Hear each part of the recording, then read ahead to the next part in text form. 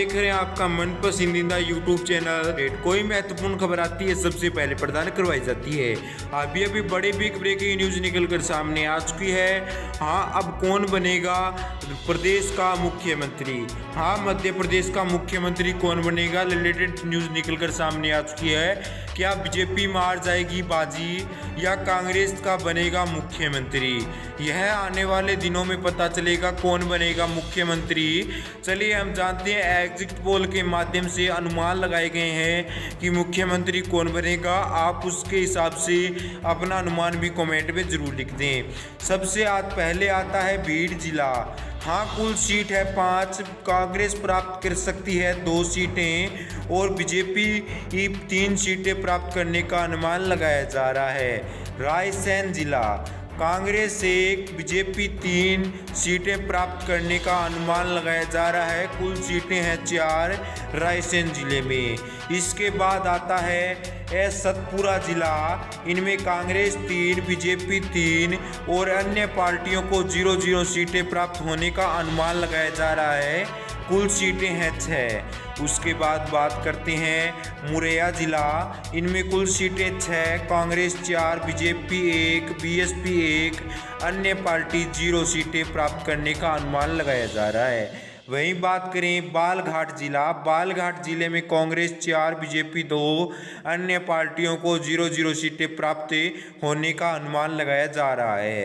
कुल सीटें हैं 6। उसके बाद आता है जबलपुर। जबलपुर में कुल सीटें 8, कांग्रेस प्राप्त कर सकती है 3, बीजेपी 4 और अन्य पार्टी 1, बीएसपी 0। हाँ, कुल सीटें रहेंगी 8 प्राप्त करने का अनुमान लगाया जा रहा है। वहीं बात करें कटनी जिला। कटनी जिला में कांग्रेस 2, बीजेपी 2, अन्य सभी पार्टियां शून्य पर रह जाएंगी, ऐसा अनुमान लगाया जा रहा है। इसके बाद बात करें इंदौर। इंदौर में कुल सीटें हैं 9, जिसमें कांग्रेस प्राप्त कर सकती है 4, बीजेपी प्राप्त कर सकती है 3, अन्य पार्टियां प्राप्त कर सकती है 2, कुल सीटें रह सकती हैं 9। इसके बाद प्राप्त करें छिंदवाड़ा। छिंदवाड़ा में कांग्रेस 4, बीएसपी 0, बीजेपी 3, कुल सीटें रहेंगी 7, प्राप्त करने का अनुमान लगाया जा रहा है, अन्य पार्टियां 0। हाँ, यह सिर्फ अनुमान लगाए जा रहे हैं। इसके बाद बात करें सीहोर। सीहोर जिले में कांग्रेस 3, बीजेपी 1, अन्य पार्टियां 0 प्राप्त सीट करने का अनुमान लगाया जा रहा है। इसके बाद आता है अपना उज्जैन जिला। उज्जैन जिला में कुल सीट हैं 7, कांग्रेस प्राप्त कर सकती है 5, बीजेपी प्राप्त कर सकती है 1, अन्य पार्टियां यानी अदर्स पार्टियां प्राप्त कर सकती है 1 सीट। इसके बाद आता है देवास जिला। देवरा जिला। देवरा में 5 सीटें और कांग्रेस प्राप्त कर सकती है 3, बीजेपी प्राप्त कर सकती है 2, अन्य पार्टियां 0 प्राप्त सीटें प्राप्त कर सकती है, सिर्फ अनुमान लगाया जा रहा है। वहीं बात करें ग्वालियर जिले। ग्वालियर जिले में कांग्रेस 2, बीएसपी 1, बीजेपी 3 और अन्य पार्टियां 0 पर सिमट रह सकती है। उसके बाद आता है राजगढ़ जिला। राजगढ़ जिले में कांग्रेस 1, बीएसपी 1, बीजेपी 1, ओटीएच यानी आदर्श 2 प्राप्त करने का अनुमान लगाया जा रहा है। विधांस जिला में कांग्रेस प्राप्त कर सकती है 2, बीजेपी 3, अन्य पार्टियां प्राप्त कर सकती है 0 सीटें।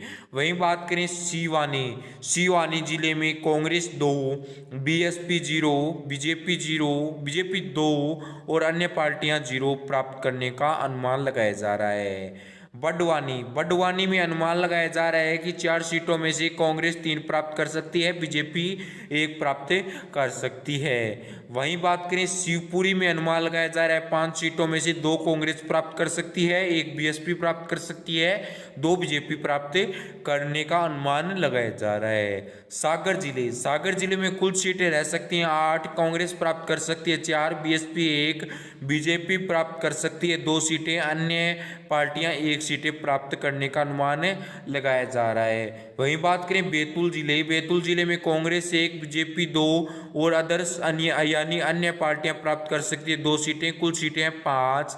सीधी जिले में कुल सीटें हैं 4, बीजेपी 1, बीजेपी 2, अन्य पार्टियां 1, कांग्रेस 1 पार्टी 1 सीट प्राप्त करने का अनुमान लगाया जा रहा है। भोपाल जिले में 7 सीटें हैं, 7 में से 4 कांग्रेस और 3 बीजेपी प्राप्त करने का अनुमान लगाया जा रहा है। सताना जिला में 7 सीटों में से 3 बीजेपी, 1 बीएसपी, 2 कांग्रेस, 1 अन्य पार्टी सीटें प्राप्त करने का अनुमान लगाया जा रहा है। थार जिले में कांग्रेस 2, बीएसपी 0, अन्य पार्टी 1, बीजेपी 4 सीटें प्राप्त करने का अनुमान लगाया जा रहा है। आपके हिसाब से कमेंट में लिख दें कि मध्य प्रदेश का मुख्यमंत्री कौन बनेगा। धन्यवाद। और कोई बड़ी रिपोर्ट आएगी प्रधान